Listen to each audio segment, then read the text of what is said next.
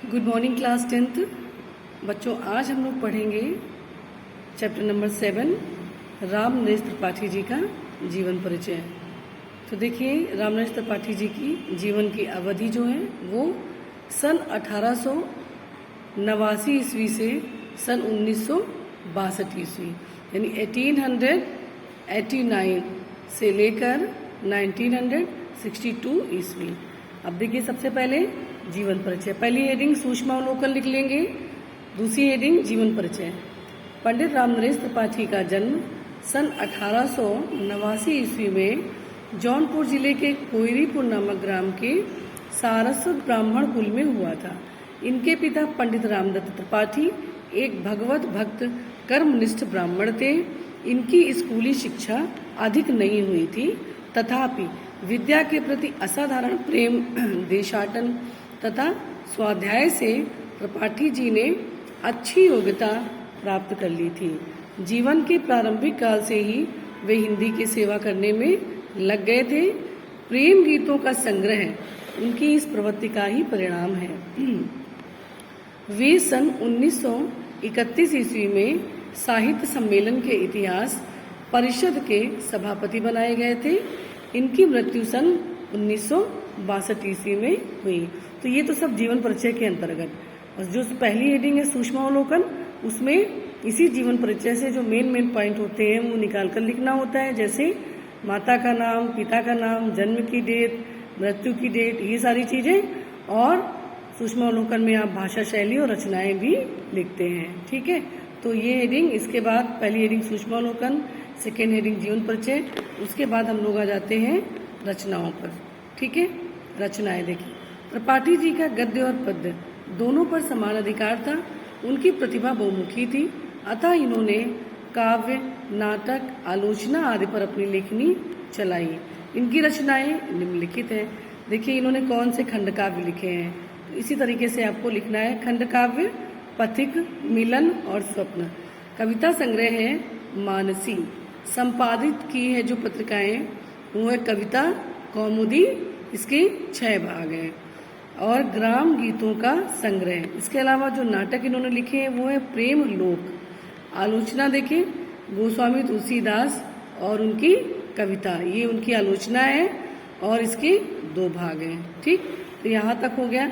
इसके बाद आगे बढ़ते हैं।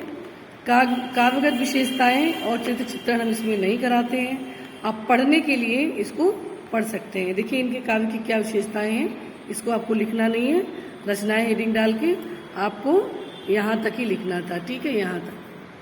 इसके बाद ये पढ़ने के लिए वर्ण विषय क्या था इनकी कविताओं का।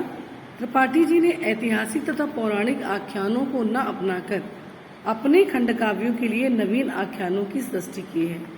चरित्र चित्रण स्वाभाविक होने के कारण उनकी कल्पनाएं सजीव तथा सामयिक हैं। ये आदर्शवादी कवि थे। उनके आदर्श थे त्याग, उत्सर्ग और देश प्रेम। ये लाइन देख लीजिए, ये आदर्शवादी कवि थे और इनके आदर्श थे त्याग, उत्सर्ग और देश प्रेम। उत्सर्ग मीन्स होता है बलिदान। ठीक है, त्याग करना, बलिदान करना और देश के प्रति प्रेम रखना। ठीक, देखिए, ये सच्चे पुजारी थे मानवता के और देश के। इन्होंने क्या लिखा है, सच्चा प्रेम वही है जिसकी तृप्ति आत्म बलि पर हो निर्भर। त्याग बिना निष्प्राण प्रेम है, करो प्रेम पर प्राण निछावर। देश प्रेम हुआ पूर्ण क्षेत्र है, अमल असीम त्याग से विलसित। आत्मा के विकास से जिसमें मनुष्यता होती है विकसित। तो आप देखिए कि राष्ट्र प्रेम और त्याग की भावना के बारे में इन्होंने कविता लिखी है और ये इनके वाक्य हैं। चलिए आगे बढ़ते हैं। ये सिर्फ पढ़ने के लिए था, ये लिखना नहीं है। अब देखते हैं अगला पॉइंट जो आपका मेन पॉइंट बना रचनाओं के बाद, वो क्या हो गया, भाषा शैली। पहला पॉइंट सूक्ष्मावलोकन, सेकेंड पॉइंट जीवन परिचय, थर्ड पॉइंट रचनाएं, फोर्थ पॉइंट भाषा शैली। राम नरेश त्रिपाठी जी की भाषा शुद्ध खड़ी बोली है। यह व्याकरण सम्मत तथा प्रसाद गुण से परिपूर्ण है। तब देखिएगा, इनकी जो कविता है स्वदेश प्रेम, उसमें हर जगह इन्होंने प्रसाद गुण का प्रयोग किया है। संस्कृत के तत्सम शब्दों की रिक्ता होते हुए भी मधुर, भावानुकूल तथा ओजमय है। क्या चीज, जो इनकी भाषा है उसमें संस्कृत के तत्सम शब्दों की रिक्ता है, फिर भी जो भाषा है वो मधुरता लिए हुए है भावों के अनुरूप है और ओजस्वी वाणी है इनकी। स्वप्न नामक खंड काव्य में छायावाद की भी स्पष्ट छाप दिखाई देती है। इनका जो बहुत महत्वपूर्ण फेमस खंड काव्य है वो स्वप्न है, उसमें छायावाद की छाप नजर आती है। तो ये हो गई भाषा के बारे में। और फिर शैली देखें। त्रिपाठी जी की शैली सरल, स्वाभाविक तथा संगीतमय है। उनकी शैली में निम्नलिखित दो रूप पाए जाते हैं। कौन कौन से? वर्णनात्मक शैली और उपदेशात्मक शैली। वर्णनात्मक शैली कौन सी होती है? जहाँ कोई कवि या लेखक वर्णन करता हुआ आगे बढ़ता है, किसी वस्तु का, किसी व्यक्ति का, या किसी घटना का, किसी क्षेत्र विशेष का। देखिए, वर्णन के क्षेत्र में जहाँ प्रकृति चित्रण अथवा अन्य भावों का वर्णन है, वहाँ इस शैली के दर्शन होते हैं।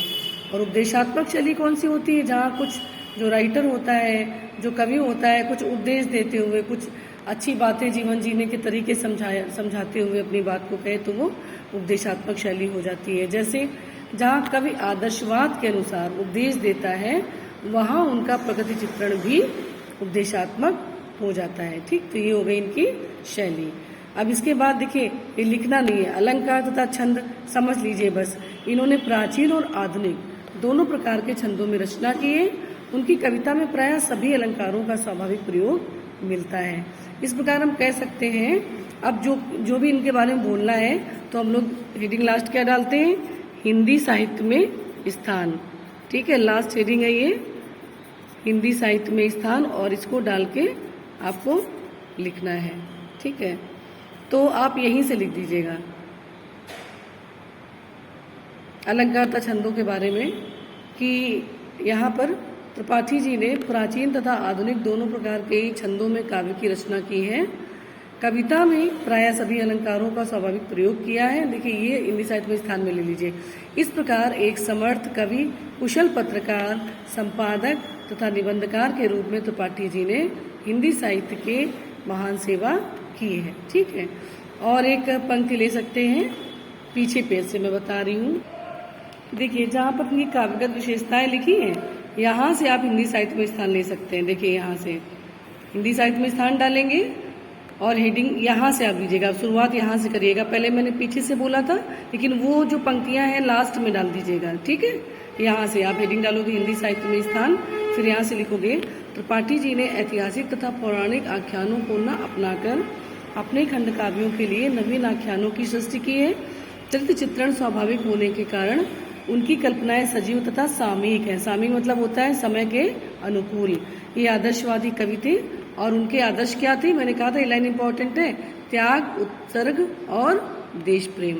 इसके बाद आगे फिर जो मैंने यहाँ से बताया था ना कि यहाँ से आप लिख लीजिएगा, तो ये मत लिखिएगा। ठीक है, ये ना लिखिएगा, फिर लास्ट लाइन ये आप डाल दीजिएगा। इस प्रकार त्रिपाठी जी एक समर्थ कवि, कुशल पत्रकार, संपादक तथा निबंधकार के रूप में हिंदी साहित्य की महान सेवा की है। ठीक, इस तरह से लिख देंगे। इस प्रकार त्रिपाठी जी ने एक समर्थ कवि, कुशल पत्रकार और संपादक के रूप में हिंदी साहित्य की महान सेवा की है। और उससे पहले की पंक्तियां मैंने आपको बताई दी है, तो हिंदी साहित्य में स्थान डाल के पहले पिछले पेज वाली पंक्तियां, बाद में ये वाली पंक्तियां लिखकर आप कंप्लीट कर देंगे। तो चलिए बच्चों, ये जीवन परिचय कंप्लीट हो गया है। नेक्स्ट वीडियो में जो इनसे संबंधित कविता है स्वदेश प्रेम, हम उसको पढ़ेंगे।